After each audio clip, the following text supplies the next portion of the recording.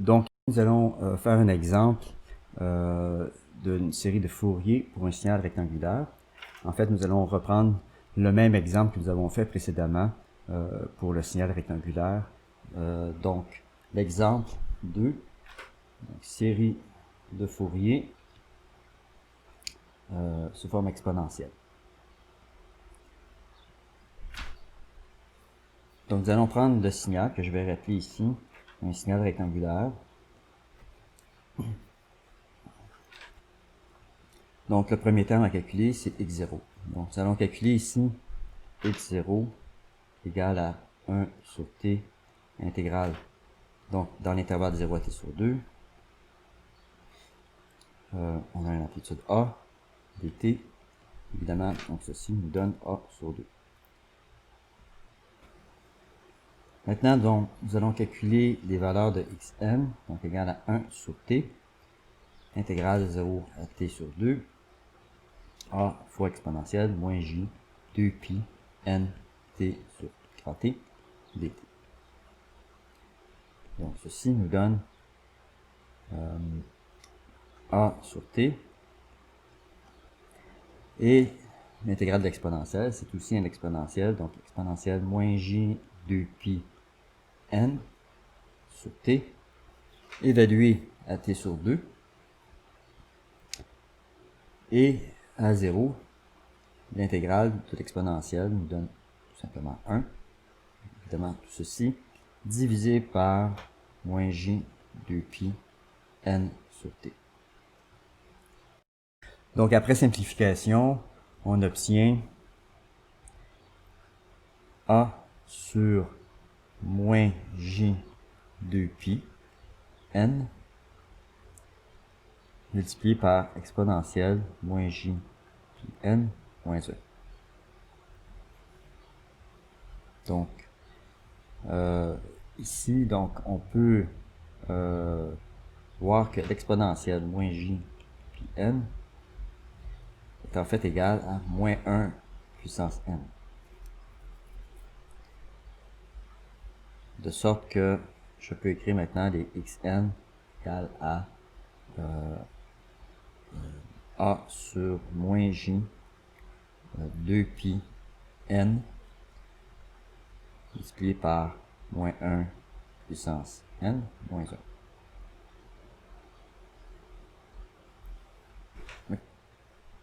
Ce résultat peut aussi s'écrire sous une autre forme, sous la forme utilisant une fonction sinus x sur x. Pour ce faire, donc, on va revenir sur le résultat qu'on vient d'obtenir ici. Donc, si on reprend l'expression qu'on a obtenue précédemment, on voit qu'on peut mettre en facteur ici l'exponentielle moins j pi n sur 2. Ça va nous donner donc a sur moins j 2 pi n exponentielle moins j pi n sur 2. Donc, en facteur de exponentielle moins j pi n sur 2 moins exponentielle j pi n sur 2. Maintenant, donc, en combinant j sur 2, j2 ici et les exponentielles que j'ai ici, on voit que l'on obtient une fonction sinus. Donc, a sur pi n exponentielle moins j pi n sur 2 sinus de pi n sur 2. Et on peut aussi utiliser la valeur de pi n ici et essayer de le rentrer à l'intérieur d'une fonction sinus cardinale, sinus x sur x. Donc, tout ce qui nous manque dans le fond ici, c'est de diviser par 2. Et si je divise par 2 ici, je vais donc diviser par 2 ici. Ce qui va me donner donc a sur 2 exponentielle moins j pi n sur 2 sinus cardinal pi n sur 2. Où le sinus cardinal ici de x est égal à sinus de x sur x.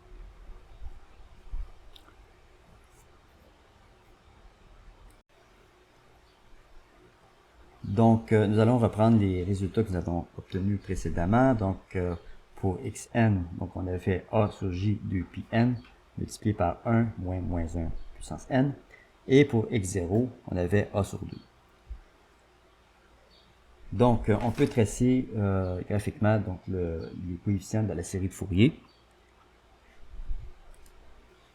Donc, dans l'axe horizontal, je vais spécifier les valeurs de n, et dans l'axe vertical, je vais indiquer les coefficients de la série de Fourier.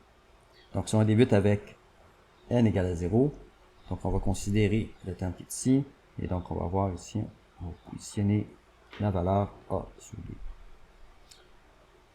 Pour n égale à 1, en utilisant xn qui est ici, on voit qu'on va obtenir en fait a sur jpi.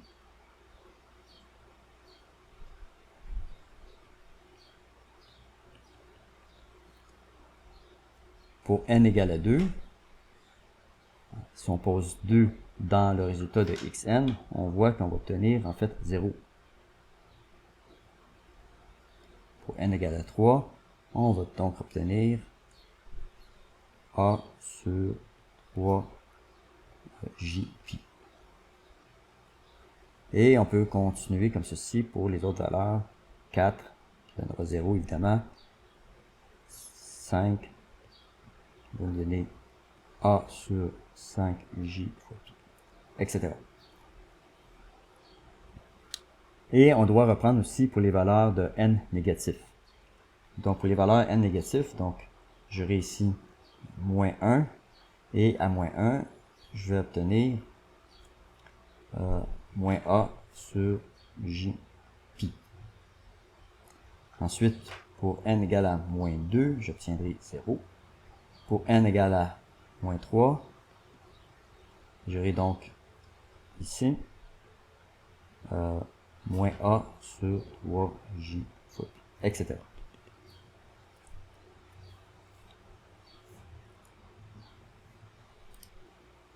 Maintenant, on peut aussi obtenir une deuxième représentation graphique. Dans cette représentation graphique, on va uniquement indiquer l'amplitude des valeurs xn, donc en utilisant le module de xn. Donc évidemment, le module de xn, ici, sera égal au module de a sur j de pi n, 1 moins 1 puissance n, et ceci nous donne tout simplement a sur 2 pi n, 1 moins 1 puissance n.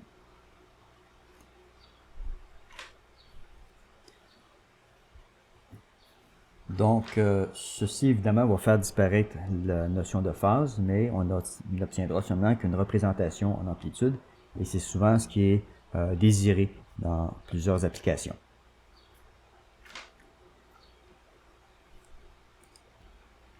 Donc, encore une fois, sur l'axe horizontal, je vais reporter les valeurs des indices n, et sur l'axe vertical, les valeurs des modules de xn. Donc, évidemment, on aura toujours a sur 2 pour n égale à 0. Pour n égale à 1, j'aurai a sur pi.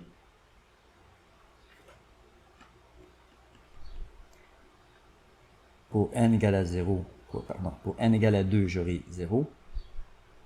Pour n égale à 3, j'aurai donc a sur 3 pi, etc.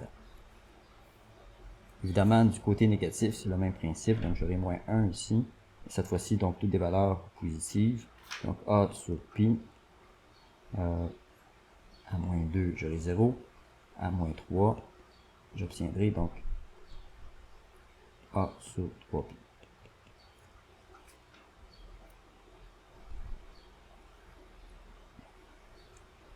Et essentiellement, ce qu'on va remarquer, c'est qu'on a une forme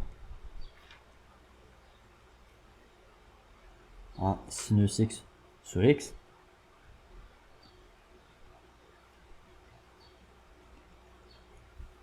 OK? Donc,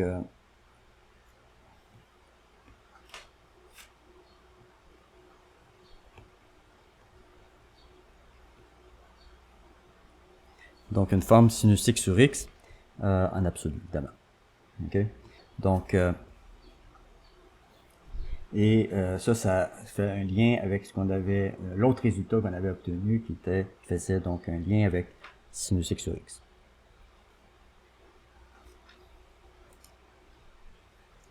Maintenant, ici, nous allons montrer la relation entre AN, BN et XN pour ce problème. Donc, comme on l'a vu dans les autres capsules vidéo, x0 égale à A0. Et on avait vu ici que xn est égal à A moins J, AN, pardon, moins J BN sur 2. Et que x moins n est égal à AN plus JBN sur 2. Donc de là, on peut tirer les valeurs de AN et BN. Donc en manipulant xn et x moins n, on obtient que AN est égal à xn plus x moins n et BN est égal à moins xn plus x moins n sur j. Et on peut noter aussi que x moins n est égal au conjugué complexe de xn. Et de là, donc en fait, on obtient des relations entre AN et BN, comme ceci. Donc, AN est égal à 2 fois la partie réelle des coefficients xn. BN est donc égal à moins 2 fois la partie imaginaire des coefficients xn. Et ça pour n égale à 1, 2, 3, etc.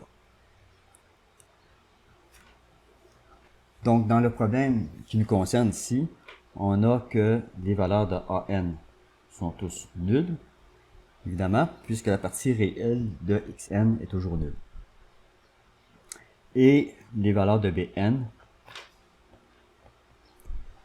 sont donc par conséquent égales à A sur pi n 1 moins 1 puissance n. Et ceci correspond essentiellement donc au résultat qu'on avait déjà obtenu avec la série de Fourier trigonométrique.